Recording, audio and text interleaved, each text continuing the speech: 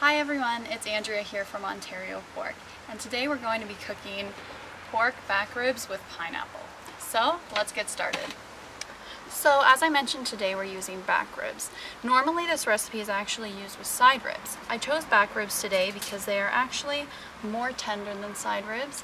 As well, they're a little bit more meaty. Both options are great, but I just wanted to do it with back ribs today.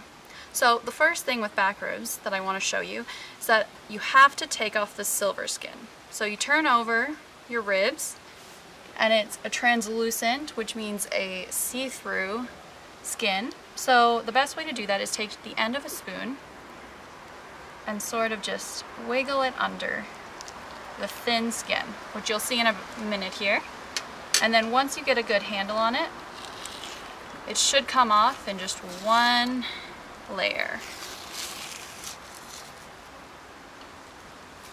like so.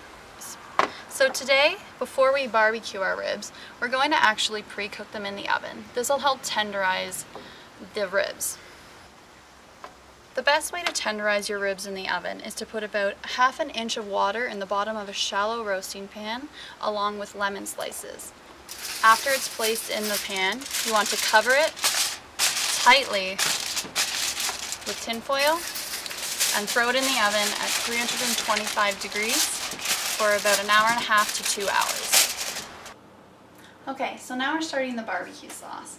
The whole point of this barbecue sauce is to get at the delicious pineapple flavor. So what we're going to do to start off with is we're going to add some oil to a pan, and we're just going to saute up some of these onions and the garlic. So you want to put it on medium-high heat to start. That in.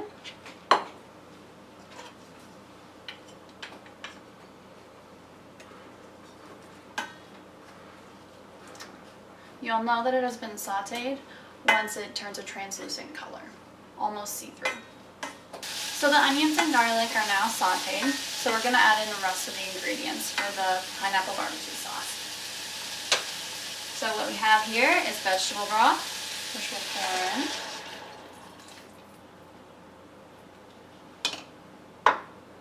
We have honey, which will add some more sweetness. Worcestershire sauce. The pineapple.